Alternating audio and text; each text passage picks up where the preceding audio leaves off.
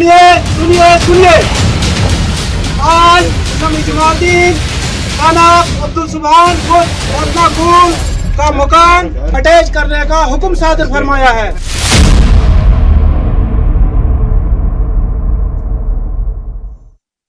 स्वागत है आपका न्यूज़ 18 JKLH में। मैं हूं विशाल और आप देख रहे हैं prime debate India. Prime debate में आज चर्चा दहशतगर्दों को दिए जा रहे सख्त संदेश की। जी हां, रामबन जिले के गूल में डीजीपी जम्मू कश्मीर के आदेश पर दहशतगर्द गतिविधियों में संलिप्त 3 आतंकियों के खिलाफ जो कार्रवाई की गई है उसके दूरगामी प्रभाव पड़ने की पूरी संभावना जताई जा सकती है। दरअसल अब्दुल मजीद, शाहदीन और फारूक अहमद नामी दहशतगर्दों से जुड़ी दुकान और मकानों को अटैच किया गया है। इसमें वो जायदादें शामिल हैं जो इनके नाम पर थीं और ऐसी भी प्रॉपर्टी शामिल है जो दहशतगर्द ने किराए पर ली हुई थी, लेकिन उसका इस्तेमाल आतंकी गतिविधियों में किया गया था। जिन आतंकियों के अटैचमेंट की कार्रवाई की गई है वो कोट भलवाल जेल में बंद हैं।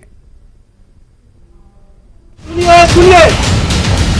आज इस्लामी जमातीन थाना अब्दुल सुभान कोतनाकुल का मकान अटैच करने का हुक्म सादर फरमाया है।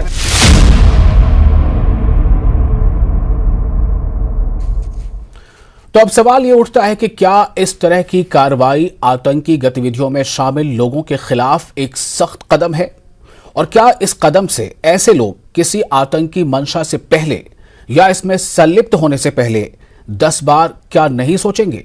और क्या इस तरह की कार्रवाई उन लोगों के लिए राहत भरी खबर है जो लोग आतंकी सोच रखने वाले चंद लोगों के कारण पशेमान और परेशान होते हैं? ऐसे कई सवाल हैं जिसका जवाब तलाशेंगे अपने खास मेहमानों से। तो हम आपको बता दें कि हमारे साथ 4 खास पैनलिस्ट जुड़ रहे हैं, हम उनका परिचय करा देते हैं। हमारे साथ हैं इरफान हफीज लोन जो लीगल एक्सपर्ट हैं। हमारे साथ हैं अशोक कुमार अत्री, फॉर्मर DIG और security expert. Varinder Singh Sonu, spokesperson PDP। और कुछ देर में हमारे साथ होंगे एडवोकेट RS पठानिया, प्रवक्ता BJP। आप तमाम लोगों का बहुत बहुत स्वागत है इस खास चर्चा में। सबसे पहले मैं PDP के जो प्रवक्ता हमारे साथ मौजूद है वरिंदर सिंह सोनू। सोनू जी, आपके लिए भी मेरा यही सवाल है कि ये जो एक्शन अटैचमेंट का जो है, इस एक्शन के क्या नताइज, किस तरह के प्रभाव देखते हैं? देखिए वैसल जी, ऐसे है कि अगर कोई आदमी देश के खिलाफ या आतंकवादी गतिविधियों में शामिल है तो उसके खिलाफ कानून पूरी कार्रवाई करे। हम भी चाहते हैं कि जम्मू कश्मीर में आतंक का माहौल जो है वो खत्म होना चाहिए, आतंकवाद खत्म होना चाहिए, क्योंकि आतंकवाद की वजह से जम्मू कश्मीर का बहुत बड़ा नुकसान हो चुका है। और जो लोग इसमें इन्वॉल्व हैं या इसमें शामिल हैं उनके खिलाफ जो कानूनन कार्रवाई होगी वो कानून करेगा। लेकिन जहां तक आपने प्रॉपर्टी अटैच की बात की है, आप देखिए एक हर एक चीज की मन में बात आती है। हम कहते हैं मान लीजिए कोई 4 भाई हैं, उनमें से एक जो है उसने वो मिलिटेंट एक्टिविटी में इन्वॉल्व है और सरकार ने उसको पकड़ा है, पुलिस एजेंसी ने उसको पकड़ा है, तो वो जेल में है। और बाकी परिवार के लोगों ने उसको फारगती भी दी हुई है जहां वो उसको उनके साथ उसका लेना देना नहीं है। लेकिन अगर प्रॉपर्टी जॉइंट है तो भाई बहन उसके परिवार जो वहां रहता है उनका इस मिलिटेंसी मसले से कोई लेना देना नहीं है। तो अगर आप उसकी प्रॉपर्टी को भी सीज करेंगे या कुछ भी करेंगे तो जो उन लोगों जिनका मिलिटेंसी एक्टिविटी से कोई लेना देना नहीं है या जिन्होंने उस परिवार ने उसके साथ कोई रिश्ता नहीं रखा है, तो मैं समझता हूं कि उनकी तरफ सरकार को जरूर ध्यान देना चाहिए, क्योंकि जिसने गलत किया है उसको सजा मिलनी चाहिए। हम इसके हक में हैं, क्योंकि इस मिलिटेंसी की वजह से आप देखिए जम्मू कश्मीर का बहुत बड़ा नुकसान हुआ है। आप पिछले 30 साल से जम्मू कश्मीर के लोग, मैं 30 से ज्यादा कहता हूं, 3 दशकों से ज्यादा हो गए, जम्मू कश्मीर के लोग एक बहुत बड़ी मार से गुजर रहे हैं। मिलिटेंसी की मार है, इसमें आप देखिए कितना खून हमारा बह चुका है। तो हम कहते हैं कि अगर किसी की दोष है, कोई दोषी है, उसके खिलाफ कार्रवाई होनी चाहिए, क्योंकि दोषी को कोई बचाने के नहीं है। लेकिन यह जरूर हम कहना चाहते हैं कि अगर मान लीजिए कि उसकी फैमिली या उसके भाई या उनकी कोई जॉइंट प्रॉपर्टी है तो उनके साथ बेइंसाफी नहीं होनी चाहिए, क्योंकि जो गलत कर रहा है उसके खिलाफ सजा जो है उसके खिलाफ कानूनन से उसके खिलाफ मुकदमा चलना चाहिए, उसको कानून के हिसाब से सजा मिलनी चाहिए। ठीक है, हमारे साथ एडवोकेट RS पठानिया अभी कुछ देर में जुड़ने वाले हैं। मैं एक बार फिर कोशिश करूंगा अशोक कुमार अत्री जी के पास जाने की। अशोक जी, आपको मेरी आवाज मिल पा रही है? जी हाँ, बिल्कुल आ रही है जी। अशोक जी, ये जो प्रॉपर्टी अटैचमेंट की कार्रवाई हुई है रामबन जिले में, इस कार्रवाई को आप किस तरह से देखते हैं? क्या ये एक संग-मील साबित होगा दहशतगर्द गतिविधियों में शामिल होने वालों के खिलाफ? और साथ ही साथ एक सवाल इसके साथ उठ रहा है जो अभी शायद अगर आपने सुना हो, जो पीडीपी के प्रवक्ता उठा रहे हैं।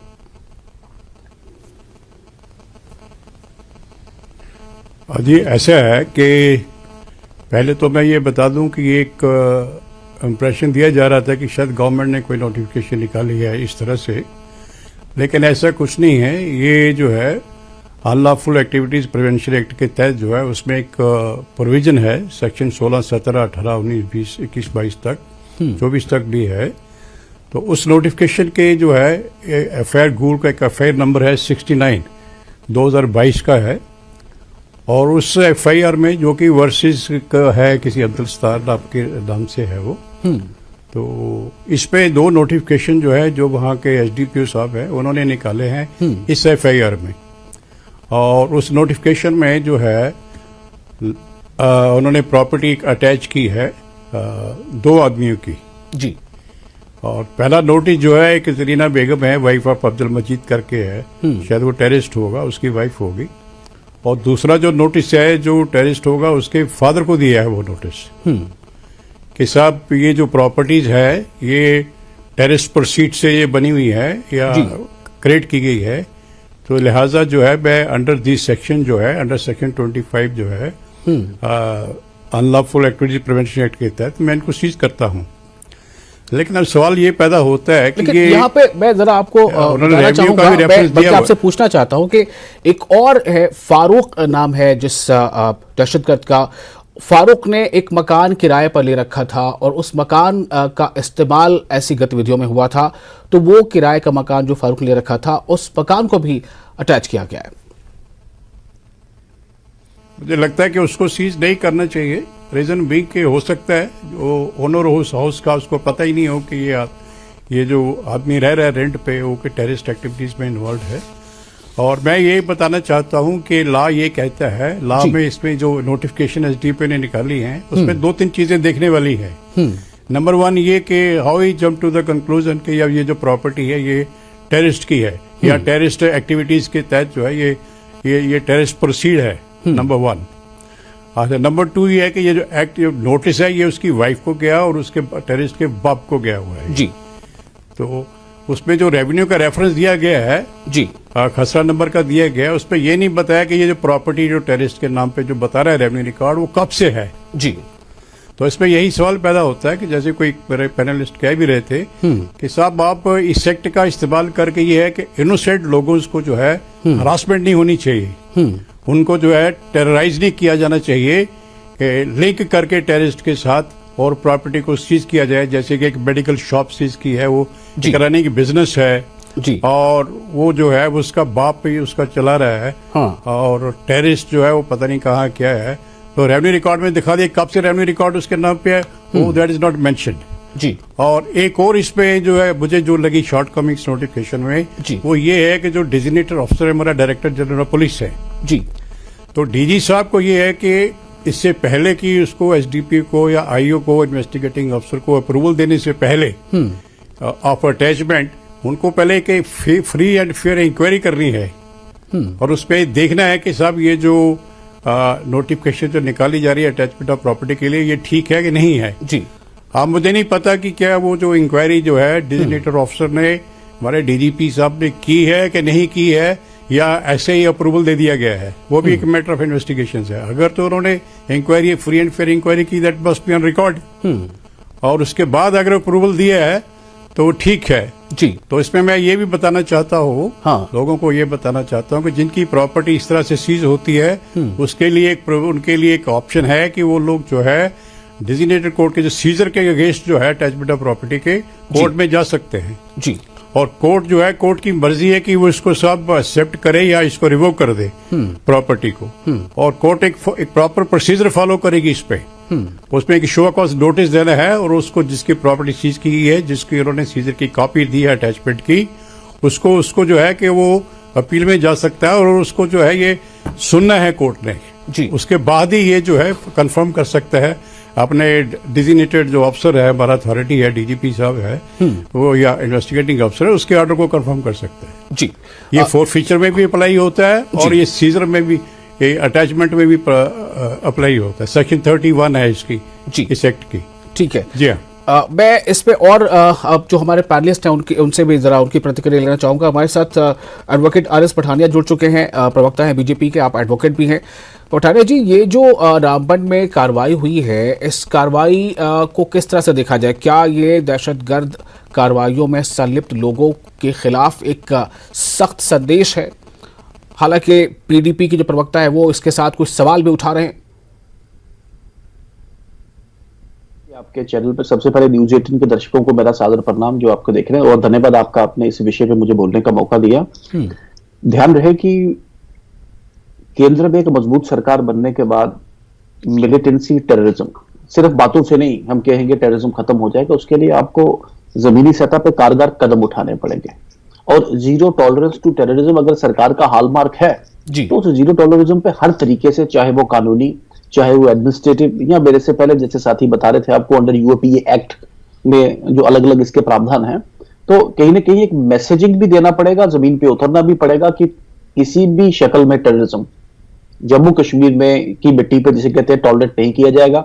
उस टेररिज्म में सबसे पहले जैसे आ गया, सबसे पहले तो बंदूक वाला टेररिज्म, फिर ये हवाला वाला टेररिज्म, क्योंकि पिछले कुछ वर्षों में, पिछले कुछ दशकों में बहुत सा पैसा जम्मू कश्मीर में हवाला से आया है और टेररिज्म की प्रोसीड्स के साथ लोगों ने इन्वॉल्वमेंट हुए, कुछ लोग एकदम जिसे कहते हैं रिच हुए, तो लोगों में भी कहीं ना कहीं एक मैसेज जाना चाहिए जी। और कहते हैं justice should not only be done, it should appear to have been done, लगे भी कि इंसाफ हो रहा है। तो इंसाफ की सरकार का जो ऑल आउट टेररिज्म का जो ऑल आउट एक सरकार का है कि we will go zero tolerance all, और ऑपरेशन जो ऑल आउट है उसका जमीनी सतह पे जिसे कहते हैं उसको एक बार फील उसका देना, तो उसके लिए ये बहुत जरूरी है। हम इसका वेलकम करते हैं, स्वागत करते हैं, और लोग भी इसको पॉजिटिव तरीके से करें। लेकिन एक छोटा सा मेरा एक, जैसे मेरे साथ बता, इसका मिसयूज कहीं ना हो। वी आर नॉट सेइंग कि एजेंसी मिसयूज हो रही हैं, इसके हम एजेंसीज को रिक्वेस्ट करना चाहेंगे कि मेटिकुलसली और बड़ी मेहनत के साथ इसे इंश्योर किया जाए कि इसका प्रॉपर यूज हो, यूटिलिटी हो, और जिस पर्पज के लिए बना है उसी पर्पज के लिए इस्तेमाल हो। जो इसमें कानूनी जो प्रोसीजरल जो फॉर्मेलिटीज हैं, या इसमें जो मैंडेटरी जिसे कहते हैं जो कंप्लायंस है कानून के, वो सारे फॉलो हों इसमें, और इस तरीके से हम आगे बढ़े। आप पे ध्यान में रहे कि पहली बार हालांकि प्रेस एक बड़ा ही एक जिसे कहते हैं एक फोर्थ पिलर ऑफ डेमोक्रेसी, हम इज्जत करते हैं, और जम्मू कश्मीर में बड़ी टफ कंडीशन में काम कर रहा है, लेकिन कुछ मीडिया हाउसेस भी हवाला चैनल में इन्वॉल्व थे, कुछ पॉलिटिकल लोग भी। आज हमारा विषय वो नहीं है तो नहीं, मैं आपको बता रहा हूँ कि वे गवर्नमेंट इज एक्टिंग अगेंस्ट, और गवर्नमेंट का जो ये तो जीरो टॉलरेंस अगेंस्ट टेररिज्म है। और अल्टीमेटली जो अमित शाह जी ने कहा कि जम्मू कश्मीर को जिसे कहते हैं टेररिज्म से रहित करना है, तो इसके लिए मल्टीपल जिसे कहते हैं लेवल्स पे, मल्टीपल तरीके से जिन स्ट्रेटेजीज पे काम किया जा रहा है। ठीक है, पठानिया साहब ने ये बात कही है कि मतलब कार्रवाई सिर्फ होती है ऐसा ना हो, बल्कि कार्रवाई हो, इंसाफ हो, इंसाफ होता हुआ दिखे, जमीनी स्तर पर इसका एक संदेश पहुंचे। लेकिन क्या इसमें कुछ ऐसे सवाल हैं जो अभी पीडीपी के प्रवक्ता ने उठाया, उस पर भी गौर किया जाना चाहिए, या क्या कुछ ऐसे सवाल हैं जो अभी फॉर्मर डीआईजी आतिफ साहब उठा रहे हैं, उस पर गौर किया जाना चाहिए? इरफान साहब, चूंकि आप थोड़ा तफसीली जवाब देंगे, मैं चाहता हूं कि आप तफसीली जवाब दें, लेकिन फिलहाल मैं आपकी इजाजत से एक छोटा सा ब्रेक लेना चाहता हूं। आप मेहमानों की इजाजत से ब्रेक के बाद जल्द हाजिर होते हैं, बात करेंगे इरफान जी से। ब्रेक के बाद एक बार फिर आपका स्वागत है। आप देख रहे हैं प्राइम डिबेट इंडिया, और आज हम चर्चा इस बात को लेकर कर रहे हैं कि जम्मू कश्मीर के रामबन जिले में जो कार्रवाई हुई है, एक सख्त कार्रवाई हुई है, और सख्त संदेश गया है दहशतगर्दों को या दहशतगर्द गतिविधियों में संलिप्त रहने वाले लोगों को।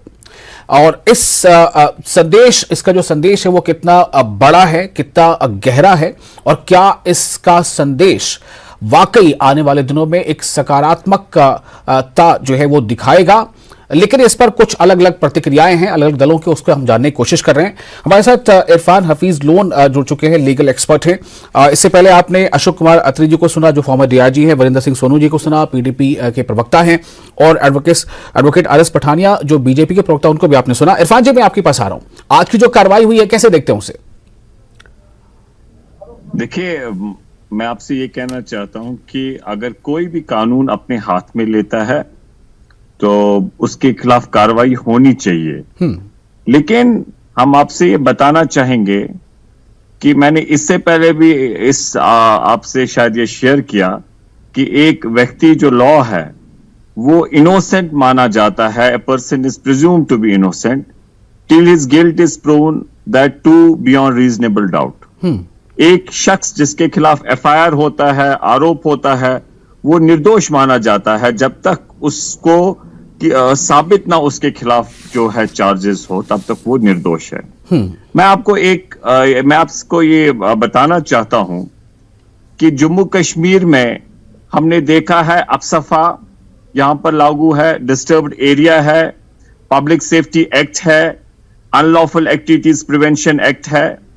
ऐसे कवानीन है जहां पर हमने देखा है कि बहुत उनका दुरुपयोग होता, मिसयूज होता है। बहुत से निर्दोष लोग जो है वो कभी गलत तरीके से फंसाए जाते हैं। मैं जनरलाइज नहीं कह रहा हूं, लेकिन बहुत से ऐसे केसेस होते हैं। और जहां तक अनलॉफुल एक्टिविटीज प्रिवेंशन एक्ट है, मैं बहुत संक्षेप में आपको बताना चाहता हूं, वेरी ब्रीफली। ये अनलॉफुल एक्टिविटीज प्रिवेंशन एक्ट जो है, मैं as a student of law मानता हूं इसके कुछ प्रोविजंस जो है वो बहुत ड्रैकोनियन प्रोविजंस है। मान लीजिए अगर इसमें अनलॉफुल में एफआईआर दर्ज होता है 18, 16, 21 सेक्शंस में, तो वहां पर एक सेक्शन 25 है, आप सुनिएगा ये गौर से।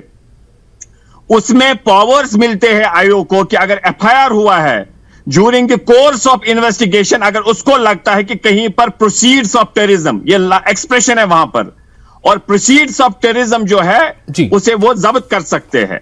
लेकिन बहुत इंपॉर्टेंट बात, प्रोसीड्स ऑफ टेररिज्म जो डिफाइन हुआ वो ड्रैकोनियन है जनाब। प्रोसीड्स ऑफ टेररिज्म डिफाइन हुआ है कि अगर किसी के पास अपनी एंसेस्ट्रल प्रॉपर्टी है, लेकिन आयोग को अगर लगता है इंटेंशन लफ्ज हुआ है कि कोई किसी का इंटेंशन है इसे मिसयूज करने का, इस्तेमाल करने का एंटी नेशनल एक्टिविटीज में, तो उसे भी उन्होंने डिफाइन किया कि यह भी कवर होता है प्रोसीड्स ऑफ टेररिज्म।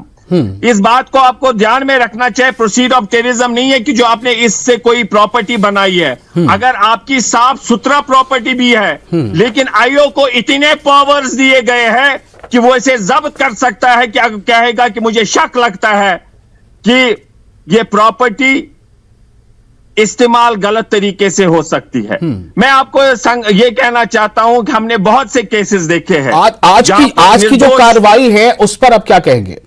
आज की कार्रवाई क्या है? कश्मीरी 70 साल से जम्मू कश्मीर का अवाम अफसफा देख रहा है। मैंने कश्मीर में देखा अफसफा के कारण हंदवारा नरसंहार हुआ, श्रीनगर में गौ कत्ल हुआ, हंदवारा हुआ जिसमें निर्दोष इरफान जी देखिए, समय की सीमा होती है। आज जो विषय रखा है उस पर बात करें। आज जो कार्रवाई हुई है उस पर आप क्या कहेंगे? मेरा सवाल ये है। किया तो आप उसे दोषी मानते, कोई आरोपी कह देगा तो मान लीजिए। हम चाहते हैं कि जम्मू कश्मीर में जो इन कवानीन का दुरुपयोग होता है, हम दुआ करते हैं कि कश्मीर समस्या सुलझ जाए, ताकि ये सारे कवानीन जो हमारे खिलाफ लगाए जाते हैं हमें इससे छुटकारा मिले। आज के बारे में क्या कहेंगे? क्या आज भी कुछ ऐसी बात हुई है?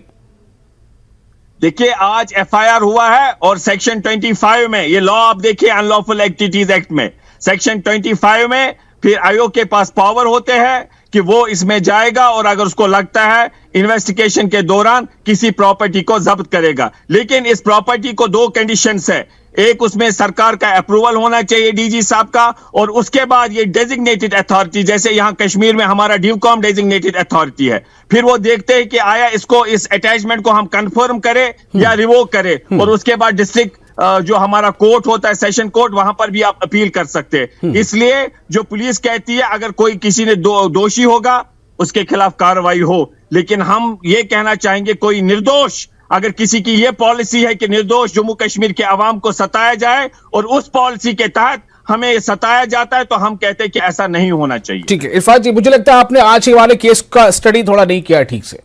आज आपको वो करना चाहिए था। मैं फिर से वापस आता हूं वरिंदर सिंह सोनू जी के पास।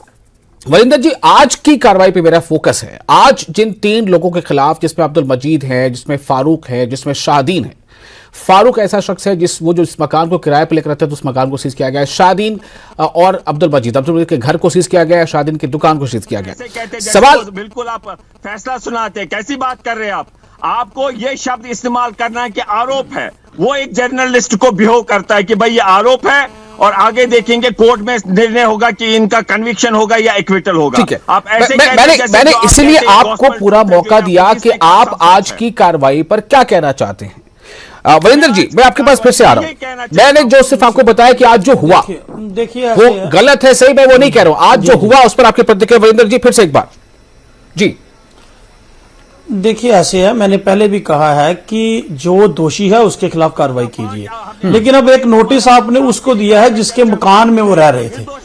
अब मुझे बताइए, जब मकान किसी ने किराए पर दिया, अब उस मकान मालिक को पता भी है कि यहाँ ये कुछ हो रहा है या नहीं हो रहा, लेकिन ये तो शायद आपको याद होगा कि नामबंद जिले में ही, खासतौर से बात कर रहा हूं जिस जिले में कार्रवाई हुई, वहां पर ये बाकायदा ये एक मैसेज पहले से दिया गया था कि जो भी कोई अपने यहाँ कोई रेंटर रखता है उसे चाहिए कि उस रेंटर का बायोडाटा वो कंसर्न थाने में जमा करे, उसकी डिटेल जमा करे।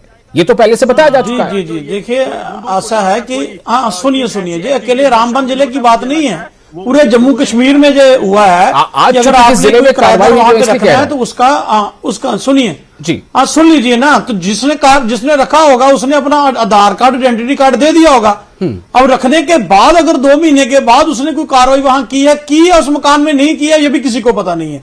लेकिन मकान मालिक का तो कसूर कोई नहीं है ना, उसकी प्रॉपर्टी अटैच होगी। और दूसरी बात मैं इसमें कहना चाहता हूं, इसमें आप देखिए, मैं जैसे कि अतरी साहब ने पूरा कानून का इसमें आपको खोल के बताया, मैं कहता हूं कि मान लीजिए 4 भाई हैं, 4 भाई एक ही मकान में रहते हैं। एक भाई जो है वो मिलिटेंसी एक्टिविटी में इन्वॉल्व हो गया, पुलिस ने उसको अरेस्ट कर लिया, उसके खिलाफ कार्रवाई होगी, कोर्ट में उसका केस चल रहा है। अब उन तीनों का तो कोई दोष नहीं है ना, अगर वो उन्हीं का मकान भी सीज होगा तो वो 3 आरएस पठानिया जी, मैं आपके पास आना चाहता हूं। आपने कहा कि संदेश जो है दोषी के खिलाफ जाना चाहिए और इंसाफ होता दिखना चाहिए। क्या वरिंदर जी जो कह रहे हैं वो बात और जो आपने की, तो वो बातें अलग अलग हैं? अब देखें, वरिंदर जी हमारे मित्र हैं, लेकिन मुझे लगता है कि इन्होंने इस केस को स्टडी नहीं किया। हालांकि इनकी बात मैंने खुद ही कह दी कि कानूनों का दुरुपयोग नहीं होना चाहिए, लेकिन आपके ध्यान में रहे कि अनलॉफुल एक्टिविटीज प्रिवेंशन एक्ट, ये पार्लियामेंट के सैंक्शन के साथ ये कानून आया है, और जम्मू कश्मीर में भी ये कानून यहाँ की इस्टेब्लिशमेंट की मर्जी के साथ यहाँ आया है। ये जो एक्टिविटी आज की गई है section 25 unlawful activities prevention act की, जिसके तहत आयोग के पास पावर है, बट आयोग की पावर कोई एब्सोल्यूट पावर जिसे कहते हैं, कोई आखिरी फैसला, आखिरी शब्द नहीं है। आयोग को सीजर करना है, आयोग को सीजर करके डेसिग्नेटेड अथॉरिटी के पास 48 घंटे में पेश करना है। डेसिग्नेटेड अथॉरिटी उसको कंफर्म भी कर सकती है, उसको रिवोक भी कर सकती है। रिवोक हो गया तो खत्म। फिर डेसिग्नेटेड अथॉरिटी के बाद उसके फैसले का भी अपील प्रोवाइडेड है। Varinder ji, one more part, अगर अपील भी सक्सीड ना करे, he can directly go to the writ court also. तो रिट जुरिस्डिक्शन तो कोर्ट का तो है ही है ना, तो एक चेक्स एंड बैलेंसेस का अपना सिस्टम है। कोर्ट का जुरिस्डिक्शन है यहाँ पर वरिंदर जी।